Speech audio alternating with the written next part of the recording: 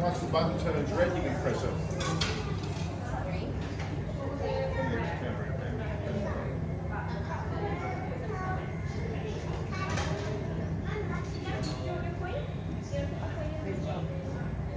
Here's worth.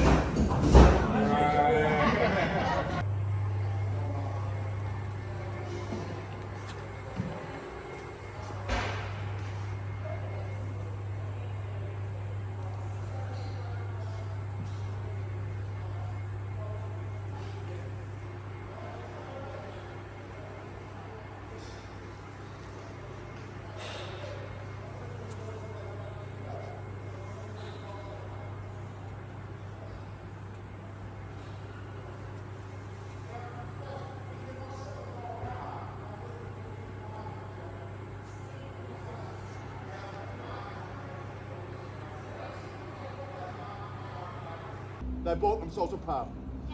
They bought themselves a pub and they called that the Golden Eagle Hotel. That Golden Eagle Hotel was operating in Boulder, Kalgoorlie, all the way up until 2010. In 2010, there was an earthquake out there that damaged the pub. A couple of years later, the pub burnt down and had to be demolished. The pub no longer exists. The Golden Eagle, Western Australia's biggest nugget, no longer exists. And the Welcome Stranger, Australia, and the world's biggest gold nugget no longer exists. Folks, what we're going to do now, we're going to move inside. As we move inside, please ensure you have your wrist tickets on. And we're going to start off by standing around the big coin. The big coin, not the Bitcoin. There's no Bitcoins inside. It's the big coin. Up to the door, thanks, mate.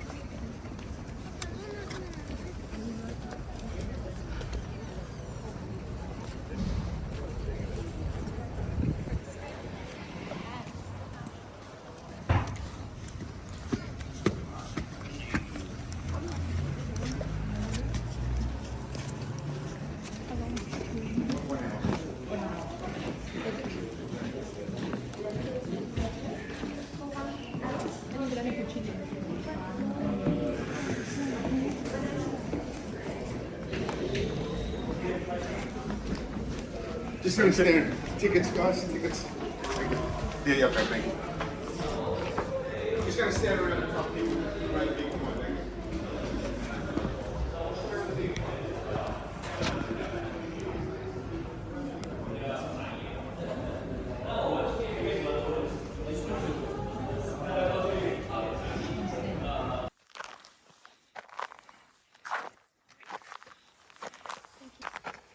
Hello.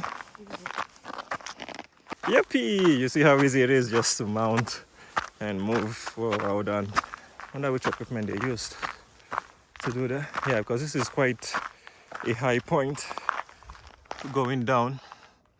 So yeah, it is, and the slope is quite intense. There is no sun today, unlike yesterday. Yeah, where did the sun go? This is afternoon time. You would be putting yourself at risk coming in the morning. All right, I think the tour guide is here.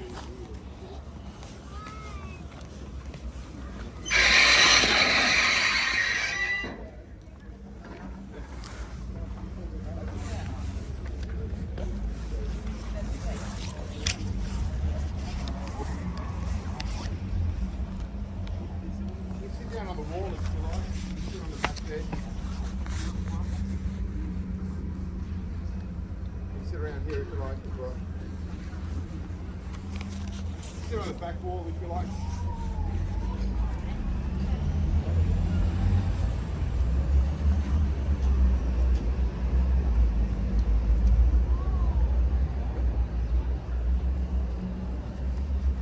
folks, welcome to the Perth Mint. My name's George, and I'll be your guide for the next half hour. When you're in the melt house, you'll have another person who'll be the gold pourer. We are going to spend about 20 minutes out here, so please make yourself comfortable. Then I'm going to move you inside the exhibition space for a quick look around. And on about the hour, I'm going to move you into the melt house where you'll watch the gold pouring demonstration. After the gold pouring demonstration, you can go back into the exhibition space and you can look around at your own pace. If you need toilets, there are toilets at the front of the building. Around the side of the building, there's an accessible toilet with baby change rooms.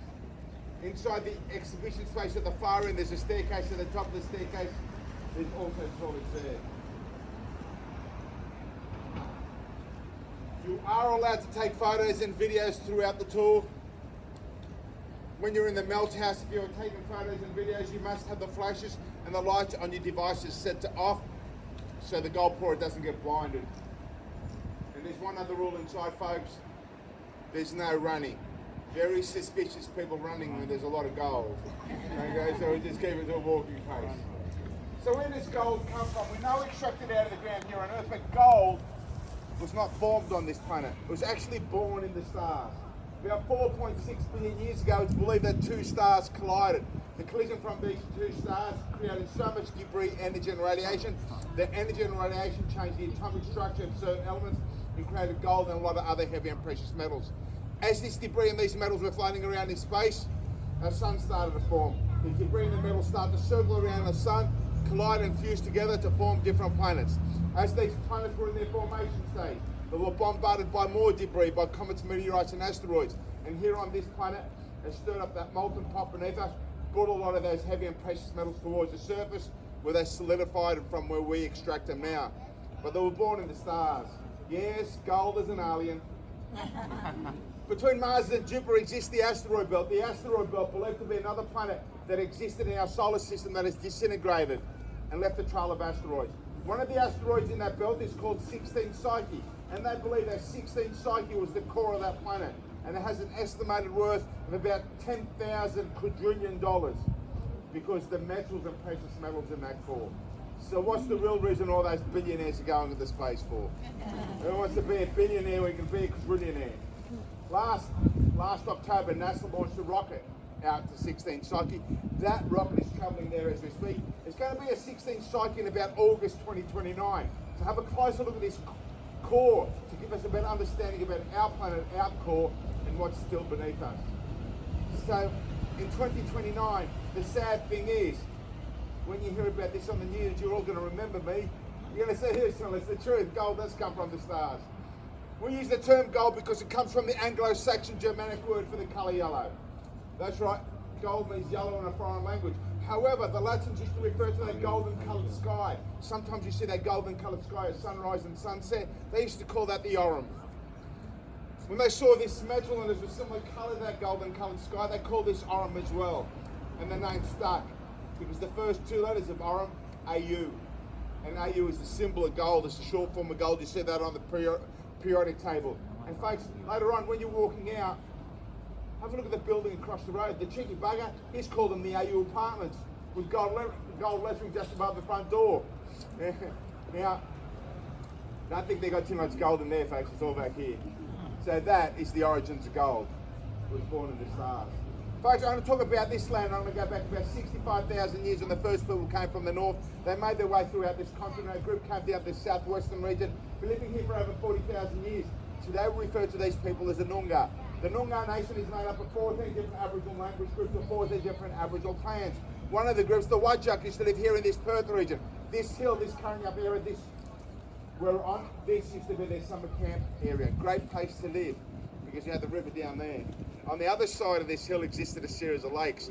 Unfortunately, most of those lakes have been filled in and built on, but if you go to Yagan Square, have a look at that canopy on top of Yagan Square. That is the form of some of the lakes that used to exist here. Aboriginal people, expert hunters and gatherers, they know where to find food and water. More importantly, they know where to find water and food in the harsh outback arid conditions. So when white man came, it was the Aboriginal knowledge, the Aboriginal skill and the Aboriginal know-how that helped white man open up the interior of Australia.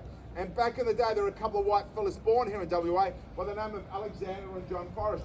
These two brothers grew up to be surveyors, explorers and politicians. When they were surveyors and explorers, They wanted to know what the land could be used for in remote areas, and they went on several different expeditions.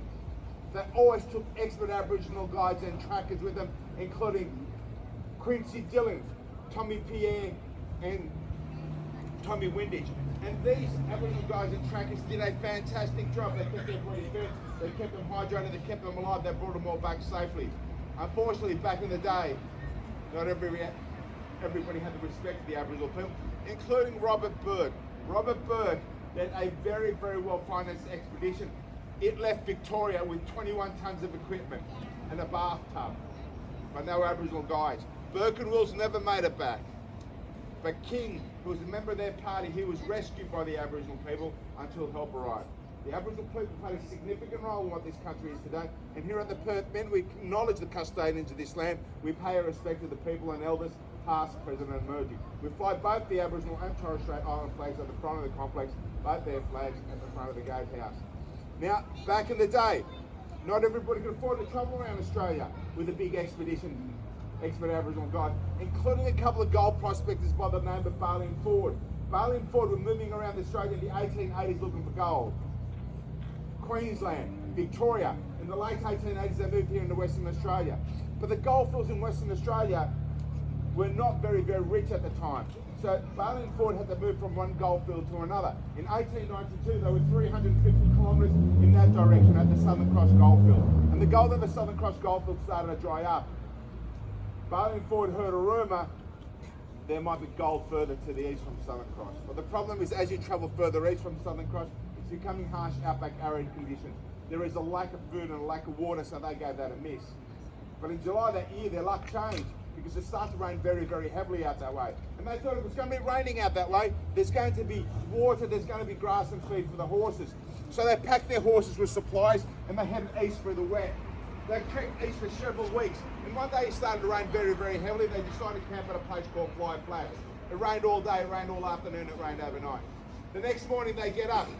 Ford grabs the horses and he's taking them down to the creek where there's greener pastures. He looks down, he sees something glistening, he digs it out of the ground, it's a gold nugget. He calls his friend Bailey over to have a look at this gold nugget. This is immortalised in that statue. That is Ford holding up the gold nugget shown to Bailey. And the reason it's immortalised in that statue is because it was the most successful gold strike at the time here in Western Australia. But at that time when they found it, they didn't tell anybody. What they did is they put 4 pegs into the ground and they said, this is going to be our claim. Before they registered their claim, they managed to pick up approximately 17.5 kilos of mainly surface gold. Because that heavy rain washed away a lot of that topsoil, exposed a lot of their nuggets.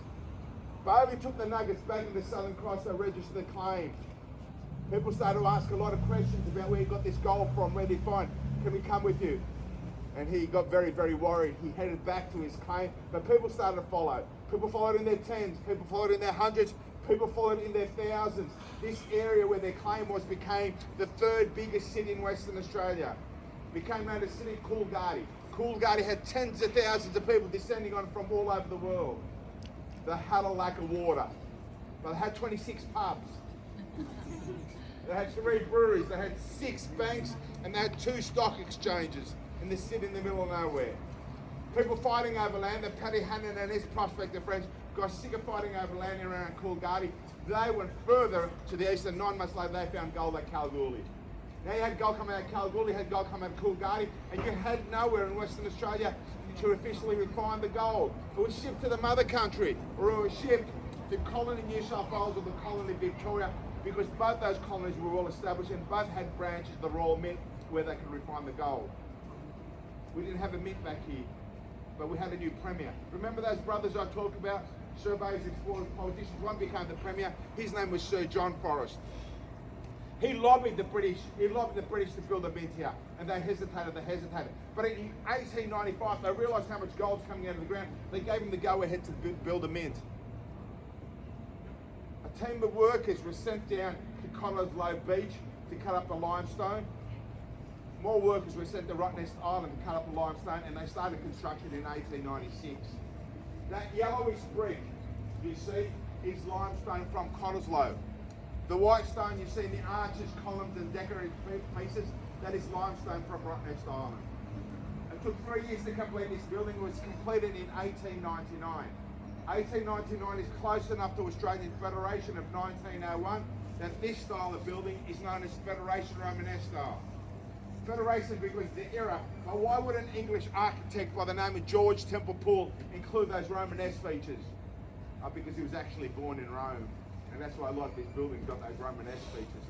In 1899, they opened the mint and they start minting the currency today. And the currency today back then was the gold sovereign coin. A gold sovereign coin is about the size of an Australian 10-cent piece. A half sovereign coin is about the size of an Australian 5-cent piece. Inside the exhibition on the back wall, there's a display cabinet. It has some of these gold sovereigns and half sovereign coins.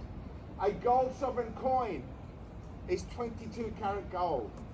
It means it has a gold content just above 91.6%. The remainder of that coin is copper, but just over 91.6% is gold. Here at the Royal Perth Mint from 1899 until 1931, they minted in excess of 106 million gold sovereign coins, in excess of 735,000 half sovereign coins, and they shipped them to colonies all over the world. But in 1931, the depression started to affect the gold prices. They started to fluctuate. The reason you build a mint is to make money. There's a profit to be made between the production cost of the coin and the coin's face value. That is known as seigniorage. However, when the metal prices go up and the production cost blows out and it costs more to make the coin than the face value, you lose money. That is negative seigniorage. And I'll take a couple of modern examples. Today, Australian circulating currency is made at the mint in Canberra. They make the $1 coin. The Australian $1 coin is mainly made out of copper and aluminium. It costs 14 cents to manufacture. When the government sells that to the bank for $1, they just made 86-cent profit. That is seigniorage. That's what we're talking about. Imagine how much profit they make on that $2 coin. It's smaller than the dollar coin. They make more than $1.86 profit. However, today in Canberra, the 5-cent coin, that 5-cent coin costs 12 cents to make. When the government sells that to the bank for 5 cents, they just lost themselves 7 cents. The 10-cent coin costs 19 cents to make. The 20-cent coin costs 32 cents to make. The reason for that, those coins have a lot of nickel in them. Nickel prices are fairly high. And by the way, that's why in the USA they refer to a 5-cent piece as a nickel, because of the high nickel content. Back in the day, it wasn't the nickel prices that were high, it was the gold prices. So they stopped using gold as circulating currency. We became a bullion mint. During the Second World War, we started to make pennies and half pennies. And in the mid-60s, in the 1960s, the Australian government introduced decimal currency. And here at the Royal Perth Mint, we struck and made the 2 and the 1 cent pieces for Australia. Over 829 million 2-cent pieces and 1-cent pieces were struck inside. And in the 1960s, it was still the Royal Perth Mint. It was still under the control of the British. But in the 1970s, the British no longer wanted the mint, and they handed it over to the Western Australian government. We are no longer the Royal Perth Mint, we are the Perth Mint. We are owned by the Western Australian government. We are run by Gold Corporation on behalf of the Western Australian government. We no longer specialise in making circulating currency for Australia. That is Canberra's job. We are a specialist precious metals mint. We mainly deal with gold, silver, platinum and palladium. Okay, I lied about the third one. Gold, silver, platinum and sometimes palladium.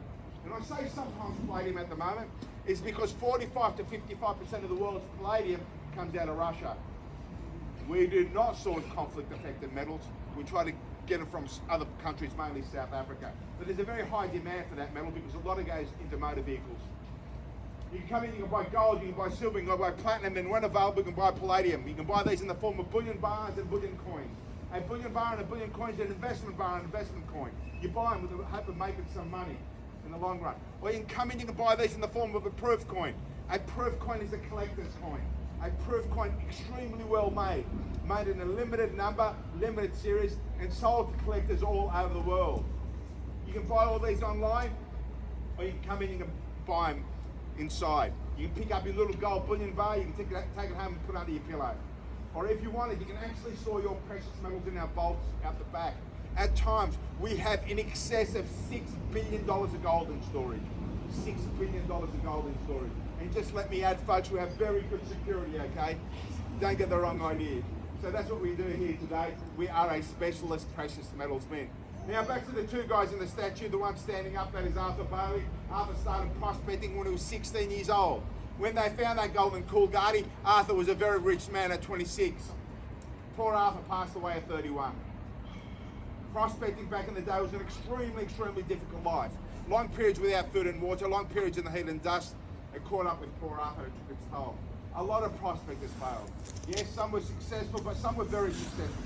Before them, there were a couple of friends at a place called Malaga, Victoria in 1869 working their plot looking for gold. At the top of Bulldog Ridge, Decent's picking away at the ground, he's softening up the soil, out to scooping that dirt into the wheelbarrow. He's running it down to the creek, washing it through the water to see if there's any gold in it. Up the top, Decent strikes a rock. He strikes a rock a second and third time. He thought it's unusual to have a rock this size up here. He gets down on his hands and knees, 3 centimetres under the surface, a quartz rock with gold in it. He puts his pick in, he's trying to lever it out, the pick handle snaps. Grabs the second pick and the handle snaps. He covers the rock back up, he runs to the bottom of the hill, he grabs his mate Oates, they grab the horse, the wagon, the crowbars, they come back up. They managed to get this big rock out, put it on the wagon, a couple of smaller pieces, put those on the wagon. They took these rocks straight home, they put them on the fire, so that heat expands the rock and it's easier to chip the rock off. For the next 10 hours, they chipped away, they chipped away, they chipped away. They finally removed all the rock and uncovered that nugget inside. And they said, welcome stranger, welcome stranger. And that's what they called the nugget, they called it the welcome stranger. This is a replica of that gold nugget. This is a replica of the gold nugget they found in that rock on that day in 1869. Very nervous, very excited. They had their friends come over for a few drinks. I think they had their friends come over for a bit of security, because the next day they put it into a box, put it on the wagon. Their friends sat around the box on the wagon and they went into town. They stopped outside of the bank. Decent runs in and he says to the bank manager, I have some gold on my wagon, how much are you paying? And the bank manager said, I'll pay you £4 per ounce. And Decent said, you quote me 100 weight, sir. Decent wanted the bank manager to quote him for 112 pounds of gold. And the bank manager said, you reek of alcohol, nobody's got that much gold, you get out of my bank. He kicked him out of the bank. Decent runs down to the wagon with his friends, they pick up the box, they come back and they place the nugget in front of the bank manager. The bank manager looks down and he shakes his head. He says, sorry, I can't weigh that on my scale, it's too big. Back in the box, back on the wagon to the end of town to Archibald, the blacksmith. Archibald and his assistant, they chopped it up into several pieces. They brought those pieces back. The bank manager weighed them individually for a combined weight of just under 71.5 kilos.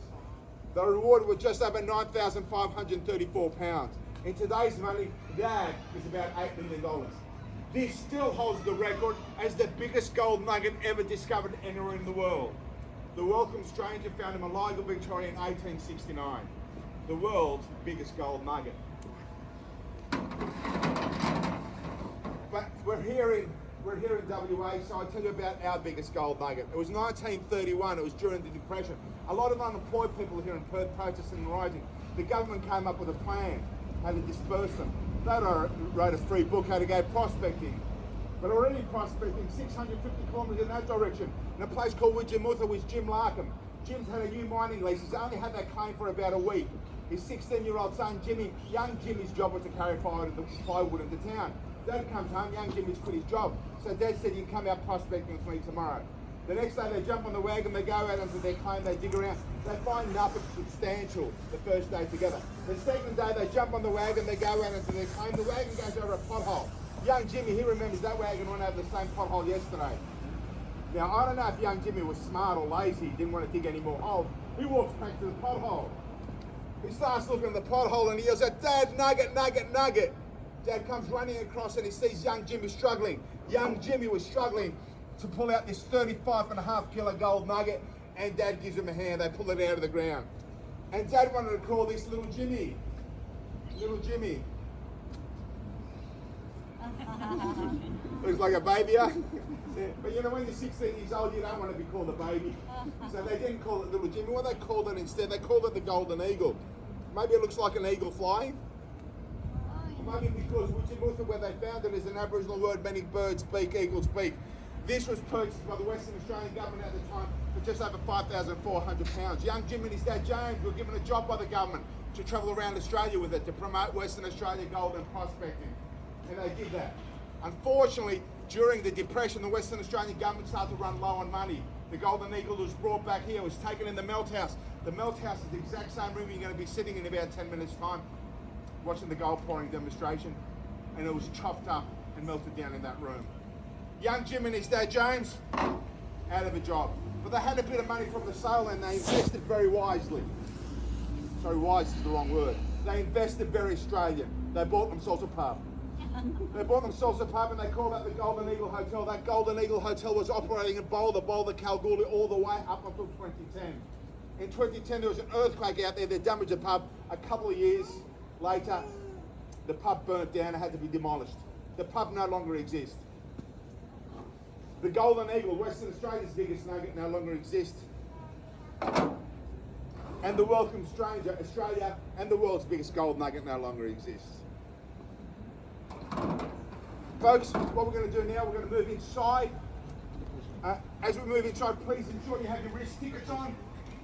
And we're going to start off by standing around the big coin. The big coin, not the Bitcoin. There's no Bitcoins inside. It's the big coin. Up to the door, thanks, mate.